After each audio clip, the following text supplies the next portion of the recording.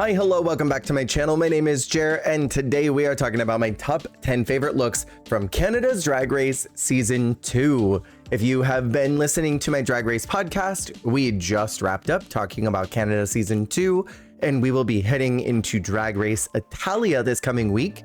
So please make sure to check that out. This Italia podcast was very fun to record. So as always, these are going to be my personal preferences on things that I like, things that I gravitated towards, and yeah, just my top 10. Please make sure to be respectful in the comments. Just because your favorite look did not make my top 10 doesn't mean that I thought that your favorite look was bad. It just didn't make my top 10. So without further ado, in the number 10 slot is Kendall Jenner's Made in Canada runway. I love these particular challenges, the Made in XYZ. I know we've for sure seen another one in Drag Race Holland. I would love if every season did something like this. I know Drag Race Italia did for their very first episode, Italian Glamour, and that was something that they really leaned in on. I would love to see every season do something like this to share a part of that area's culture. What I appreciated here is the fact that this is an homage to Stacey McKenzie, our forever queen of Canada's Drag Race. It is so deeply upsetting that we don't have Stacey and like Brad and Tracy all in a panel, because I think that would just be absolute chaos, and I would love to see it. Because I mean, Stacey McKenzie was one of the best judges, and I love me some Tracy Melchor. I love Brad. I love their dynamic together. I think all three of them would be so fun to watch. And so I love that this was an homage to Stacey McKenzie. It is definitely on the lower scale of looks from this season, but I liked the homage and tribute to her. In the number 9 slot, we've got Cynthia Kiss in her Ugliest Sin look. Again, another ironic look from my last fashion video, because this was a look that got her in the bottom, and it's so extremely funny to me that the week where she was supposed to bring out ugly drag, which could have been literally anything else in her package, that she brought out something that was probably one of the most high fashion and couture looks of the entire season. This like powder puff look that has zero shape to it and yet shows off her entire silhouette is so crazy that she looked at this and thought, this is ugly. This look is so good. I really love Cynthia Kiss, and I have become a slight apologist for her, but this look was everything. In the number 8 slot, we've got Pythia's Dungeons and Drag Queens look. I put this here despite it being very camp, and despite it maybe not being the most fashionable thing that Pythia brought with her. I just love the point of view and humor of this.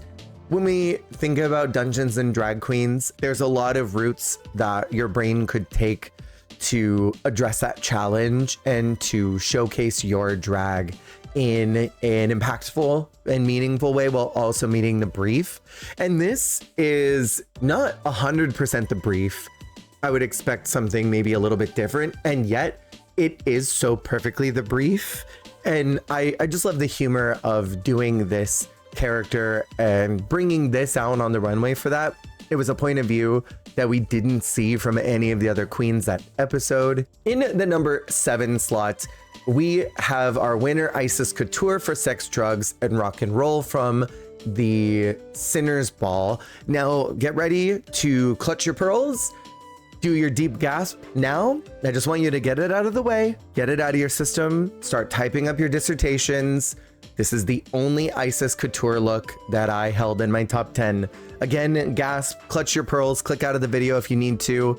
Go like collect yourself, have a tailspin moment, freak out, hyperventilate, and you know, like foam at the mouth and all that, and then come back. This was my favorite look of what Isis did all season. She had some really banger looks, but this was my favorite of all of them, so it broke my top 10. I really love this gem in the holograms. take on sex, drugs, and rock and roll. I don't know if it completely meets the brief, but it's freaking cool looking. I love me a boot, and I love boots that go past the knee. There are so many drag queens that come in and go, I'm wearing thigh-high boots, and they're barely like at their calf. And it's like, mama, that's not a thigh-high boot. That's not even a knee-high boot. That's a booty. And these are some boots. I love the bodysuit. I like the jacket, this big teased neon green hair. I love the lightning bolt earring. She just looks badass, and I would give her money if I saw her in a club looking like this. In the number 6 slot, we have Kimora Amora's Circus Berserkus runway look. I'm quite entranced by the meltiness of these boots. I'm wondering if they're even boots at all, or if this was some type of plastic that got melted and formed into the shape so that it was almost like a boot cover, but they're freaking cool looking. I love the stocking underneath, and I like the idea of after the circus is over, there's gonna be garbage and trash everywhere, right? There's just gonna be everyone's remnants, and she is this custodian at the end of the circus who's just covered in garbage because they've been cleaning for hours. I like that it maintains a shape despite all of these disparaging parts. I'm entranced by the sleeves. I really love the hair and how high it all is. It adds more scale to it. And her makeup is fun. It absolutely evokes the brief of circus, and it looks kind of freaky at the same time. This is so cool. And I think Kimora Amora was really it that season. I hope that we get to see her come back for some type of all-stars situation in the future, because if anyone deserves it, it's Kimora. In the number 5 slot, we have Suki Doll's finale look. Love this cobalt blue with these peacock feathers that have been attached to it. Love all the jewelry and how big in scale this is. That gold lining is absolutely stunning. The puckering around the sleeve is not my most favorite thing, but I'm gonna give that a pass because everything else color-wise is just so impactful. There's a lot going on. This is a spectacle. Like, this could easily come rolling down the street during a Pride event and music would be blasting from this, you know, that ear pounding music that comes from Pride events. That's what this could be. I love me a spectacle on the runway, especially for the finale. I want you to bring out the biggest, loudest, most obnoxious piece you have, and I want us to gag, and I gagged. In the number 4 slot is Stephanie Prince's finale look. And I will say a lot of Stephanie's looks this season I don't think showcased her drag in the best way possible, but this really knocked it out of the park for the finale, doing this golden phoenix look, rising up, encased and encrusted in gold, these gold feathers that look so crisp and expensive, the applique that is all over this corset, that slutty, nasty leg. Oh, she just looks so good. Another instance where we've got a calf high boot. I would have loved if this was a thigh high boot, but I'm still obsessed with it. She looks like a statue. Like, she looks like something you would see in a museum. And I just love that. Again, this is a spectacle. It is so loud and it's got such a very specific point of view. Stephanie did it for me in this finale, and I really enjoyed this look a lot. In the number 3 slot, we have Eve 6000 for Circus Berserkus. I gotta say, this runway really worked my pussy out. I loved this entire runway. So many people really served it. Even people like Ocean, who I thought their look was a bit cumbersome. I think it still was very fun. This is a great category for drag queens because you can have a good time with it. This, like, Lucille Ball eaten by a lion is so freaking crazy. I love the humor and the camp of all of this. I love that it is so plush and it looks like an actual animal. The fuzz around the breast area that is meant to be the lion's neck, it's so cool. It is so funny. It's got such a cool point of view, and we've got curves and swerves for days, and I am obsessed with that. This is a really fantastic look from her. I think this is one of the best that she looked all season. And I know that she's got a trick up her sleeve. And this was a great trick that she had up her sleeve. In the number 2 slot, we have Pythia's Circus Berserkus runway. Again, this runway really worked me out, and I would be so remiss to not include this look. This is the look of Canada's Drag Race Season 2. This, I think, solidified Pythia in top 3 very early in the competition, showing that her brain was working in a way that nobody else was up until this point. And I think really at this time, Charity Case was the only other person that would have been on TV around the same time that was having such big brain conceptual looks. And Pythia knocked this out of the universe. She won the game with this look. The 2 heads with the smoke coming out of the mouth after she was smoking the cigarette. And then the different jewelry that's on here, the stole being on one side. I love this like fringy gold that is coming off of this emerald green along that slutty slit. The shoes and the stockings are cute.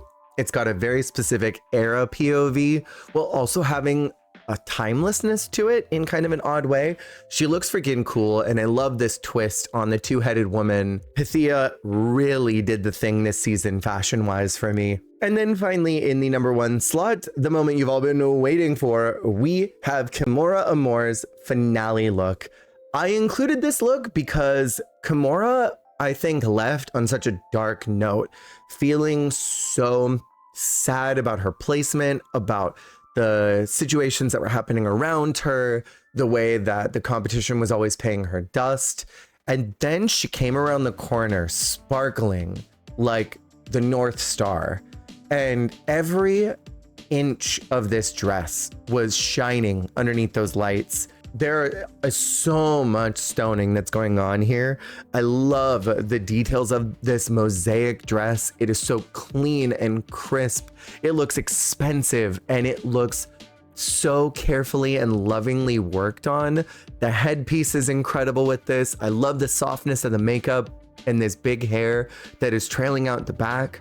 Kimora made such a strong statement about her drag, and something that I loved about Kimora her whole season is how much she celebrated her blackness and her culture and who she is and where she comes from in a way that is extremely unapologetic, in a way that we've seen other queens on the show do, but we hadn't seen that very much in Canada's Drag Race. There wasn't as many opportunities in season 1. Like Alona and Priyanka were always celebrating their culture as often and as frequently as they could, but Kimora came in and really set a bar for celebrating you and your heritage in a way that felt very mainline Drag Race.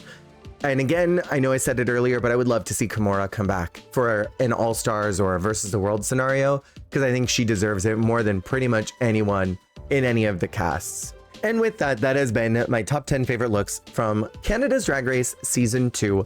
Let me know what some of your favorite looks were in the comments below. I already know that there are going to be angry comments about Isis's finale look and Isis's makeover look and Isis's entrance look and Isis's entire package in the comments. So I will be waiting anxiously for those. Make sure to check out my Drag Race podcast, and I will see y'all on the flip. Thank you for watching.